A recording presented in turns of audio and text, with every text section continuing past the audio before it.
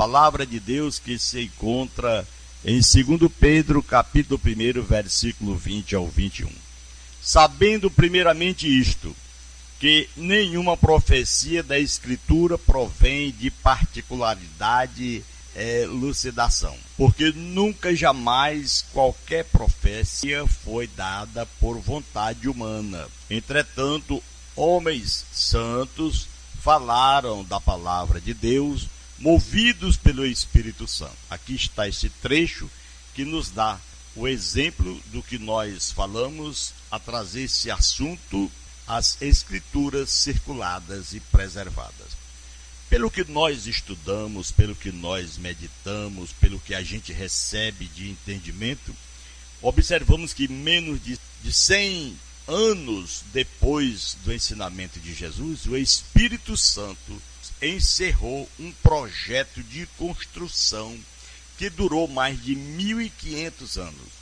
Desde os primeiros livros da Bíblia, os relatos escritos por Moisés e o livro de Jó, até os últimos escritos dos apóstolos, o Espírito Santo guiou as pessoas que preservaram em forma escrita as palavras de Deus, transmitiu aos seres humanos. Desta forma, desta maneira, foi construído o corpo de literatura sagrada que conhecemos como as Escrituras ou simplesmente como a Bíblia, os livros, uma mensagem viva e eterna que Pedro diz no capítulo 1, versículo 23 e 25. Inspirada por Deus para aperfeiçoar e habilitar os homens, segundo Timóteo capítulo 3, 16 e 17, Paulo escrevendo ao seu companheiro. Deus usou os autores dos últimos livros para registrar alguns fatos especialmente importantes.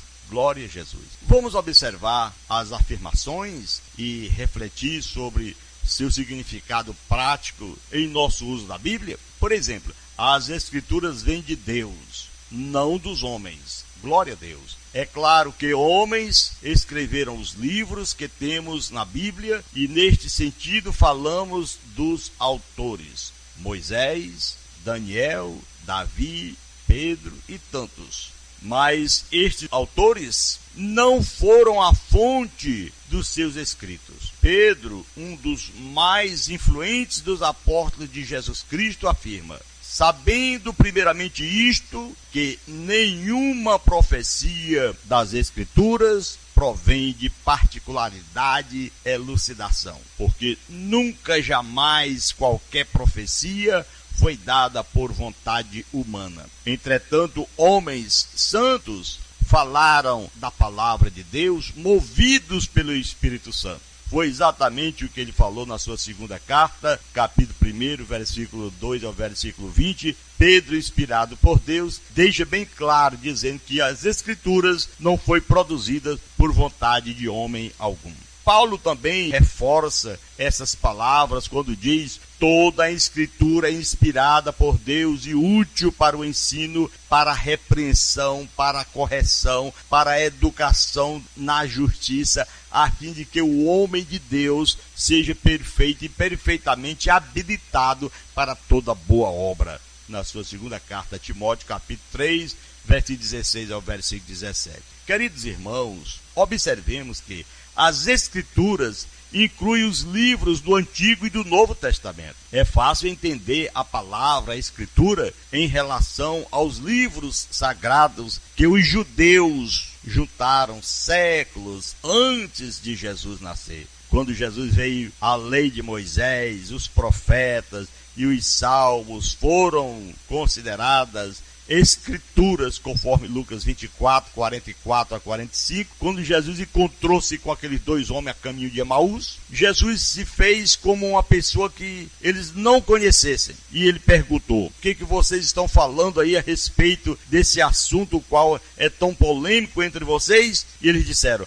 só tu é estrangeiro em Israel que não sabe do nosso Jesus que foi morto, que tinha tanta esperança e agora já não resta mais esperança. E ele disse: nécios de coração, não convinha que as Escrituras se cumprissem? Então foi considerado as palavras do Senhor Jesus, que que foi esta mensagem do Antigo Testamento que Paulo citou também quando disse: as Escrituras encerrou tudo sobre o pecado. Gálatas capítulo 3, versículo 22. Então, meu irmão, é importante observar, porém, que os livros do Novo Testamento também foram aceitos como escrituras. Glória a Deus. Paulo citou trechos de Deuteronômio do Antigo Testamento e Lucas do Novo Testamento sobre a descrição escritura, lá em 1 Timóteo 5,18. Pedro falou das escrituras de Paulo. Irmãos, livros do Novo Testamento e as demais escrituras, segundo Pedro, capítulo 3, versículo 15 e 16, eles claramente considerando estes livros inspirados por Deus no mesmo sentido dos livros do Antigo Testamento. Ou seja, a Bíblia é completa. A Bíblia é a palavra de Deus. Agora, nós temos que discernir, saber que quando a gente constrói uma casa, por exemplo, a primeira coisa projetada na casa é fazer o alicerce, a fundação da casa. Então, meu irmão, a situação é: o Velho Testamento foi a fundação, o alicerce. E agora vivemos o Novo Testamento, porque os livros foram circulados entre os cristãos no primeiro século. Conforme nós colocamos aqui o título, as escrituras circuladas e preservadas. Então, os livros foram circulados entre os cristãos no primeiro século. Este fato fica evidente pelos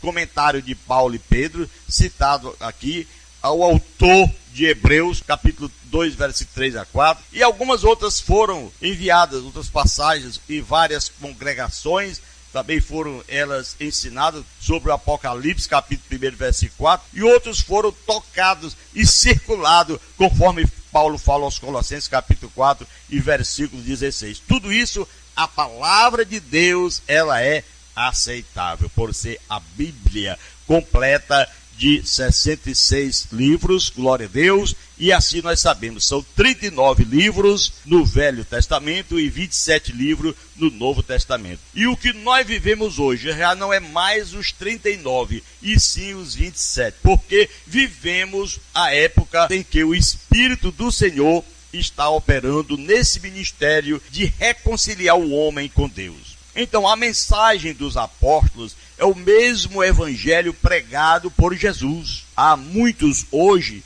que procuram desacreditar livros inteiros da Bíblia, dizendo que Pedro ou outros apóstolos não é a palavra de Jesus. Alguns dizem assim: não seja enganado por esses falsos mestres, meus queridos irmãos. A palavra transmitida pelos apóstolos é a mesma que foi anunciada pelo próprio Senhor Jesus Cristo, conforme Hebreus 2, 3 a 4, que está escrito. Paulo não inventou o evangelho, ele transmitiu que Jesus lhe revelou. Gálatas capítulo 1, 11 e versículo 12. A mensagem dos apóstolos é o mesmo evangelho pregado por Jesus. Também a mensagem da fé foi entregue uma vez por todas, a mim, a você, aos apóstolos e todo aquele que crê. Os autores do Novo Testamento não participaram de um processo de revelação que continuaria ao longo da história. Participaram do encerramento do processo. Não receberam outras revelações, conforme Gálatas capítulo 1, versículo 8 ao versículo 9. Porque a fé já foi entregue uma vez por todas, é o que disse Judas, versículo 3.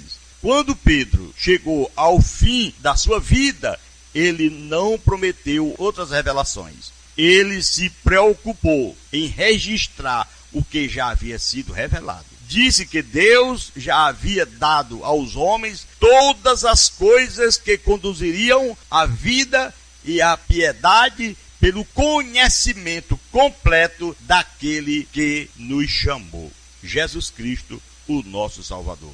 Então, que a verdade já estava presente com os cristãos e que ele desejava relembrá-lo desta verdade. Segundo Pedro, capítulo 1, versículo 3, versículo 12 ao 15. Pedro não deixou nenhuma sugestão que pastores, ou mesmo até padres, papas, eles receberiam qualquer outra revelação depois de encerrar as escrituras naquela geração. Ninguém tem direito de acrescentar ou tirar palavras nenhuma, conforme Apocalipse 22, 18, 19. Deus, o Senhor, fez questão de revelar sua palavra completa para guiar todas as pessoas até a santidade. Então, meu querido rádio ouvinte e amigo, vamos agora orar ao Senhor, agradecendo, porque as Escrituras foram reveladas a nós. Não temos que acrescentá-la. Não temos também que diminuir nada. A mensagem dos apóstolos é o mesmo evangelho que foi pregado por Jesus. A mensagem da fé foi entregue uma vez por todas. As coisas que conduzem à vida e à piedade, pelo conhecimento completo daquele que nos tirou das trevas para a sua maravilhosa luz. Querido Deus e Pai que está no céu, eu te agradeço, ó Pai, mais uma vez estamos aqui falando um pouquinho da tua palavra, as Escrituras circuladas e preservadas pelos apóstolos, pelos profetas e por nós até hoje. Que o Senhor continue nos abençoando, nos guardando, nos ajudando e nos fortalecendo. Em o nome de Jesus, Pai, te peço em nome de Jesus, eu te agradeço desde agora e para sempre.